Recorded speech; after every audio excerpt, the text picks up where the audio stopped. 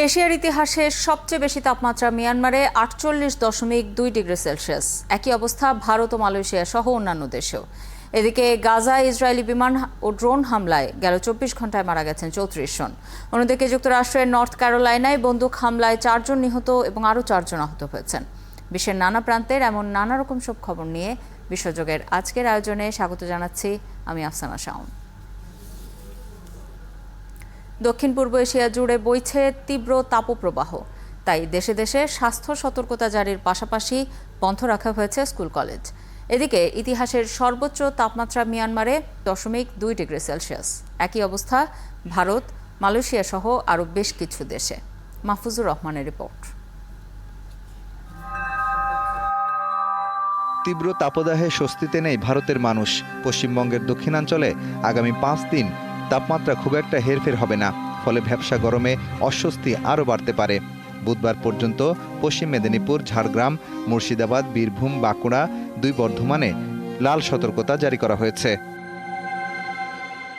এরই মধ্যে দক্ষিণের রাজ্য কেরালায় হিটস্ট্রোকে 2 জনের মৃত্যু হয়েছে। মধ্যপ্রদেশ, ঝাড়খণ্ড ও কর্ণাটকেও তীব্র তাপদাহ চলছে, জারি রয়েছে সতর্কতা। এরই মধ্যে প্রতিবেশী মিয়ানমারের নতুন সর্বোচ্চ তাপমাত্রা রেকর্ড গড়েছে এপ্রিলের দাবদাহ। দেশটির মধ্যাঞ্চলীয় ম্যাগোয়ে এলাকায় তাপমাত্রা উঠেছে 48.2 ডিগ্রি সেলসিয়াস, যা 56 বছরের মধ্যে এপ্রিল মাসের ইতিহাসের সর্বোচ্চ। বাণিজ্যিক শহর ইয়াঙ্গুনের তাপমাত্রা 40 ডিগ্রি সেলসিয়াস এবং মান্দালয় শহরে 44 ডিগ্রি সেলসিয়াস রেকর্ড করা হয়েছে। ফিলিপাইনে তাপপ্রবাহজনিত কারণে শিক্ষার্থীদের অসুস্থতা বেড়েছে, ফলে দেশটির সরকারি স্কুল 2 দিনের জন্য বন্ধ ঘোষণা করা হয়েছে। আবহাওয়া অফিস বলছে, আগামী কয়েকদিনে ফিলিপাইনের তাপমাত্রা পৌঁছাতে পারে 37 ডিগ্রি সেলসিয়াসে। থাইল্যান্ডের রাজধানী ব্যাংকক, মধ্য ও উত্তরাঞ্চলে তাপমাত্রা 40 ডিগ্রি সেলসিয়াস ছাড়িয়ে যাওয়ার পূর্বাভাস দেওয়া হয়েছে। এই পরিস্থিতিতে নাগরিকদের বাইরে যাওয়ার ক্ষেত্রে সতর্কতা জারি রয়েছে, কারণ এরই মধ্যে উত্তরের শহর লাপাংয়ে তাপমাত্রা 44 ডিগ্রি সেলসিয়াস ছাড়িয়ে গেছে। তাপপ্রবাহ এই সপ্তাহেও অব্যাহত থাকবে। উত্তর ও মধ্য ভিয়েতনামের বিভিন্ন অংশে সর্বোচ্চ তাপমাত্রা উঠেছে 40.2 ডিগ্রি সেলসিয়াস থেকে 44 ডিগ্রি সেলসিয়াস পর্যন্ত। বুধবার পর্যন্ত এমন তাপপ্রবাহ থাকবে বলছে দেশটির আবহাওয়া বিভাগ। মালয়েশিয়ায় কয়েকদিন ধরে 35 থেকে 40 ডিগ্রি তাপমাত্রা রেকর্ড করা হয়েছে। দেশটির অন্তত 16টি অঞ্চলের জন্য গরম আবহাওয়ার সতর্কতা জারি করা হয়েছে। সিঙ্গাপুরেও এবছর ভাঙতে পারে তাপমাত্রার রেকর্ড। মাহফুজুর রহমান, 71। পশ্চিমবঙ্গের তাপদাহের খবর নিয়ে যুক্ত হচ্ছেন সহকর্মী সত্যজিৎ চক্রবর্তী। সত্যজিৎ, আজ পশ্চিমবঙ্গের তাপমাত্রা কত এবং আবহাওয়ার পূর্বাভাস কি বলছে? সামনে আপনাকে বলি, এই মুহূর্তে কিন্তু 42 ডিগ্রি তাপমাত্রা এবং আর 1 ঘন্টার মধ্যে সেটা কিন্তু 42 পেরিয়ে 43-এর দিকে যাবে, এমনটা আলিপুর আবহাওয়া দপ্তর জানিয়েছে। আপনাকে যদি একটু কলকাতা তথা পশ্চিমবঙ্গের এই তাপমাত্রার ইতিহাস বলি, তাহলে কিন্তু 44 বছর আগে অর্থাৎ 1980 সালের 25শে এপ্রিল কিন্তু 41.7 ডিগ্রি সেলসিয়াস তাপমাত্রা ছিল। এবং আমরা যদি দেখি যে পশ্চিমবঙ্গের সর্বোচ্চ তাপমাত্রা সেটা কিন্তু 1954 সালের 25শে এপ্রিল তাপমাত্রা ছিল 43.3 ডিগ্রি সেলসিয়াস।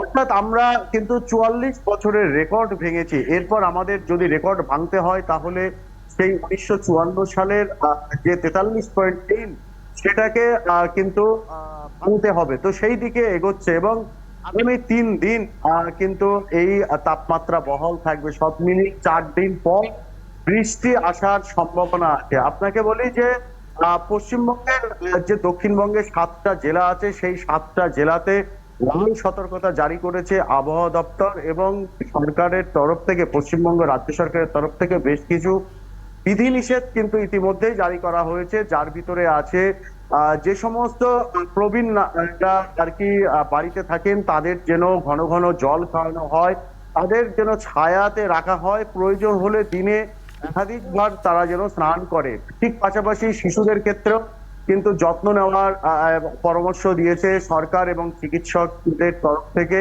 শিশুদের যেন কোনো রকম ভাবে কোনো রিস্ক খাবার না খাওয়ানো হয়, ভাজা পোড়া খাবার না খাওয়ানো হয়, এক্ষেত্রে টক ডাল আর শুকনো এগুলো কিন্তু খাবার মেনুতে রাখতে বলা হয়েছে। এবং পাশাপাশি প্রয়োজনের বাইরে খুব গুরুত্বপূর্ণ প্রয়োজনের বাইরে কেউ যেন, বিশেষ করে সকাল 10টা থেকে 5টা পর্যন্ত এই সময় কেউ যেন বাইরে না বের হন, এমনটা কিন্তু সতর্কতা দেওয়া হচ্ছে। এবং পশ্চিমবঙ্গে সরকারি ছুটি কিন্তু অগ্রিম দেওয়া হয়েছে বিদ্যালয়গুলিতে, যদিও বেসরকারি ইংরেজি মাধ্যমগুলো খোলা ছিল, কিন্তু গতকাল থেকে কিন্তু সমস্ত বিদ্যালয় আগামী 5 দিনের জন্য কিন্তু নোটিশ জারি করেছে, বন্ধ করা হয়েছে।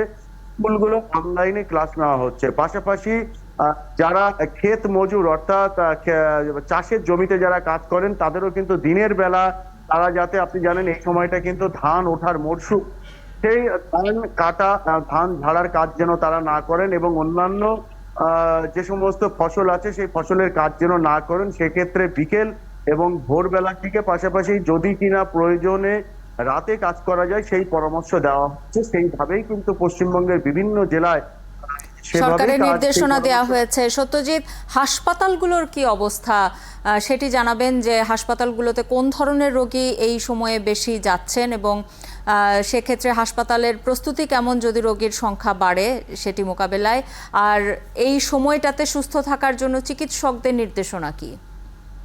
দেখুন, পশ্চিমবঙ্গের হাসপাতাল পরিকাঠামোর অবস্থা কিন্তু ততই বচা। এখানে চিকিৎসকের অভাব আছে, বেশ কিছু জায়গায় হাসপাতালের পরিকাঠামো নেই। তবুও যেগুলো আছে, স্বাস্থ্যকেন্দ্র, উপস্বাস্থ্য কেন্দ্র থেকে শুরু করে জেলা হাসপাতাল, মহকুমা হাসপাতাল, সমস্ত হাসপাতালগুলিতে কিন্তু বেড সংখ্যা ইতিমধ্যেই বাড়ানো হচ্ছে। আর হাসপাতালে সব থেকে বেশি যেটা আসছে সেটা হচ্ছে পেট খারাপ থেকে শুরু করে বমি, জ্বর, এরকম উপসর্গ নিয়ে কিন্তু অল্প বয়স্ক শিশু থেকে অল্প বয়স্ক আর বেশি বয়স্করা আসছেন। ইতিমধ্যেই পশ্চিমবঙ্গে হিট স্ট্রোকে সহ গরমে কিন্তু মৃত্যুর সংখ্যা 7 জন। তো সব মিলিয়ে আমরা যদি দেখি যে একদিকে যখন এই তাপপ্রবাহ, সেক্ষেত্রে চিকিৎসকরা বলছেন যে ঘন ঘন যেন তারা ওআরএস খান, স্যালাইন জল খান, লেবু মেশানো জল খান, আর অবশ্যই ঠান্ডা এবং সেটা যেন পরিশীলিত পানীয় জল হয়, এবং ফল খাওয়ার নির্দেশনা দিয়েছে। যে এই সময়ে যাতে কোনো রকম কোনো রিচ খাবার না খাওয়া হয়, ভাজা খাবার না খাওয়ার পরামর্শ দেওয়া হয়েছে। প্রচুর পরিমাণে ঘন্টায় 3 বার করে কিন্তু জল খাওয়ার পরামর্শ দিয়েছেন। এবং সব ক্ষেত্রে প্রত্যেককেই যেন তারা যতই গরম পড়ুক না কেন, গাছতলা, বাইরে থাকলে গাছতলা, আর যদি বাড়িতে থাকেন তাহলে বাড়িতে তারা পাখা ছেড়ে এসি মধ্যে, এসি ঘরে যেন তারা থাকেন, এমনটা কিন্তু নির্দেশনা দেওয়া হয়েছে।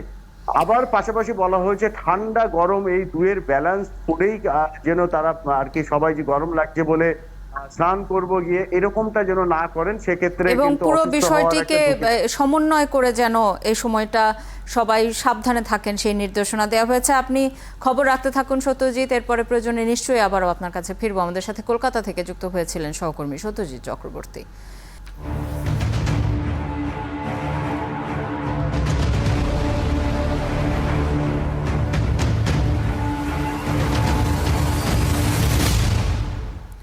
গাজায় ইসরায়েলি বিমান ও ড্রোন হামলায় গেল 24 ঘন্টায় 34 জন নিহত হয়েছেন। এদিকে যুক্তরাষ্ট্র জুড়ে বিশ্ববিদ্যালয় ক্যাম্পাসগুলোতে ফিলিস্তিনপন্থীদের বিক্ষোভ জোরালো হয়ে উঠেছে।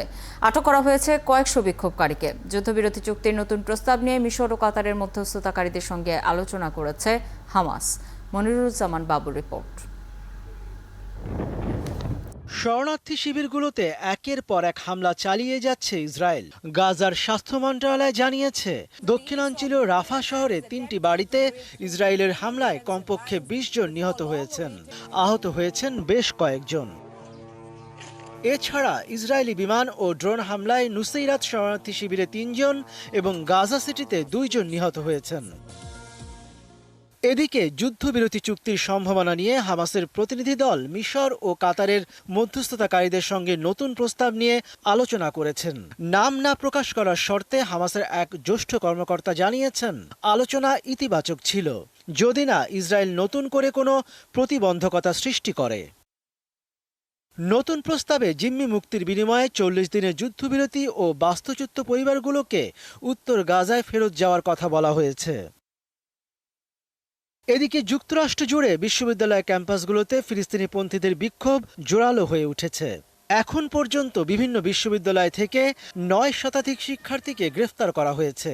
সোমবার বেঁধে দেওয়া সময়ের মধ্যে বিক্ষোভরত শিক্ষার্থীরা ক্যাম্পাস থেকে সরে না যাওয়ায় তাদের বহিষ্কার করেছে নিউ ইয়র্কের কলম্বিয়া বিশ্ববিদ্যালয় কর্তৃপক্ষ। কোনো রকম ভয় ভীতি দেখিয়ে আমাদের সরানো যাবে না। বাইরে ছাত্ররা জড়ো হয়েছে। এটি একটি আন্দোলন, একটি যুদ্ধবিরোধী আন্দোলন। আমি মনে করি এটি একটি সম্পূর্ণ অসম্মানজনক। আমি এই বিশ্ববিদ্যালয়ের একজন প্রাক্তন ছাত্র। যেভাবে শিক্ষার্থীদের গ্রেপ্তার করা হচ্ছে তা মেনে নেওয়া যায় না। এদিকে ইসরায়েলি সেনাবাহিনীর 5টি ইউনিট মানবাধিকার লঙ্ঘন করেছে বলে জানিয়েছে যুক্তরাষ্ট্র। আর এসব ঘটনা চলমান যুদ্ধের আগে গাজার বাইরে সংঘটিত হয়েছে। তবে ইসরায়েলি সেনাবাহিনীকে মার্কিন সামরিক সমর্থন দেওয়া অব্যাহত থাকবে বলে জানিয়েছে যুক্তরাষ্ট্র। মনিরুজ্জামান বাবু, ৭১।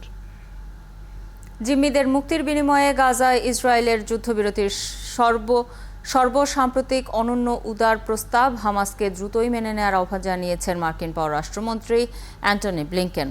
সোমবার সৌদি আরবের রাজধানী রিয়াদে ওয়ার্ল্ড ইকোনমিক ফোরামে যোগ দিয়ে একথা বলেন তিনি। ব্লিংকেন বলেন, গাজাবাসী ও যুদ্ধবিরতির মধ্যে দাঁড়িয়ে থাকা একমাত্র বাধা হলো হামাস। তাই তাদের দ্রুতই সিদ্ধান্ত নিতে হবে, কারণ হামাসের সামনে ইসরায়েলের পক্ষ থেকে একটি অসাধারণ ও উদার প্রস্তাব রয়েছে। তিনি আরও বলেন, ইসরায়েলের প্রস্তাবে 40 জনের কিছু কম জিম্মি মুক্তির একটি চুক্তি মেনে নেওয়ার বিনিময়ে দেশটির জেল থেকে ফিলিস্তিনিদের মুক্তি দেওয়ার কথা বলা হয়েছে। আর যুদ্ধবিরতির দ্বিতীয় ধাপে শান্ত সময়কাল বজায় রাখার কথাও বলা হয়েছে।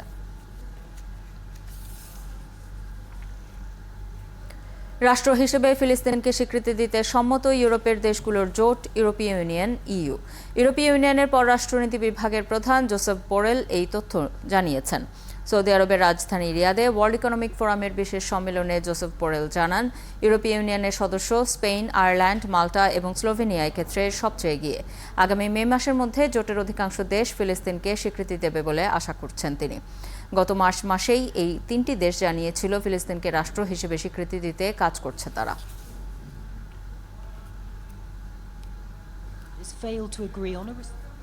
রুশ সেনাদের হামলার মুখে ইউক্রেনের সম্মুখভাগের অন্তত 3টি গ্রাম থেকে পিছু হটতে বাধ্য হয়েছে ইউক্রেন সেনারা। পশ্চিম দিকের নতুন একটি স্থানে অবস্থান করছে তারা। সোমবার এই তথ্য জানিয়েছেন ইউক্রেনের শীর্ষ কমান্ডার। একটি বিবৃতিতে ইউক্রেনের পূর্বাঞ্চলে দেশটির সেনাদের অবনতির কথা তুলে ধরেছেন কর্নেল জেনারেল ওলেক্সান্ডার সিরস্কের। তিনি বলেছেন, সম্মুখভাগের পরিস্থিতির আরও অবনতি হয়েছে, তাই চলতি সপ্তাহে অনুমোদিত মার্কিন সহায়তা প্যাকেজ সরবরাহ করা হলেই কেবল এসব এলাকা স্থিতিশীল হতে পারে। এই প্যাকেজের আওতায় $৬,২০০ কোটি অস্ত্র সহায়তা পাঠানোর কথা রয়েছে। একই আহ্বান জানিয়েছেন দেশটির প্রেসিডেন্ট ভলোদিমির জেলেনস্কিও। যুক্তরাষ্ট্রের নর্থ ক্যারোলাইনার শার্লট শহরে দায়িত্ব পালনের সময় বন্দুক হামলায় 4 নিরাপত্তা কর্মকর্তা নিহত এবং 4 জন আহত হয়েছেন। পুলিশ জানিয়েছে, শার্লট শহরের একটি বাড়িতে এক অপরাধীকে ধরার সময় আইন প্রয়োগকারী কর্মকর্তাদের ওপর গুলি চালানো হয়। স্থানীয় কর্তৃপক্ষ জানিয়েছে, এই ঘটনায় 2 জন হামলাকারী জড়িত ছিল।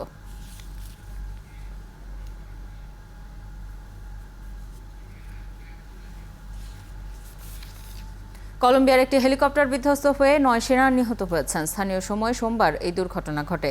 প্রেসিডেন্ট গুস্তাভো পেট্রো জানান, হেলিকপ্টারটি একটি অভিযানের জন্য নতুন সেনাদের নিয়ে যাওয়ার সময় দুর্ঘটনাটি ঘটে।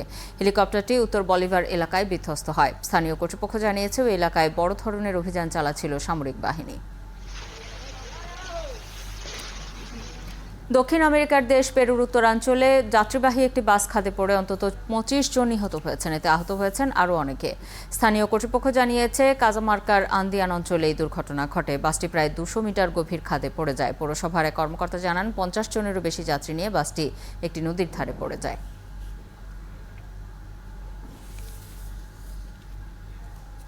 আফ্রিকার দেশ কেনিয়ায় একটি বাঁধ ভেঙে অন্তত 17 শিশু সহ মারা গেছেন 42 জন। ভেসে গেছে অনেক বাড়ি এবং গাড়ি। এক সপ্তাহেরও বেশি সময় ধরে অঞ্চলটিতে ভারী বৃষ্টি হচ্ছে, এতে দেখা দিয়েছে বন্যা। সোমবার দেশটির সরকারি মুখপাত্র আইজ্যাক মাইগুয়া জানিয়েছেন, ঘটনাস্থলে উদ্ধার কার্যক্রম চলছে, তবে মৃতের সংখ্যা আরও বাড়তে পারে।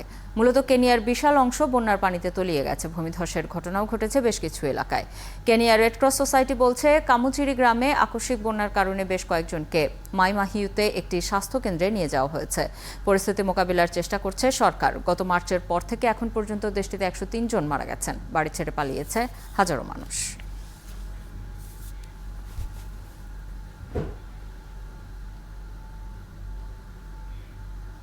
এতক্ষণ সাথে থাকার জন্য ধন্যবাদ। কাল একই সময়ে আবারও হাজির হবে বিশ্বযোগ। সরাসরি সংবাদ অনুষ্ঠান দেখতে থাকুন একাত্তরের ফেসবুক পেজে এবং সাবস্ক্রাইব করুন একাত্তরের ইউটিউব চ্যানেল। একাত্তরের সাথেই থাকুন।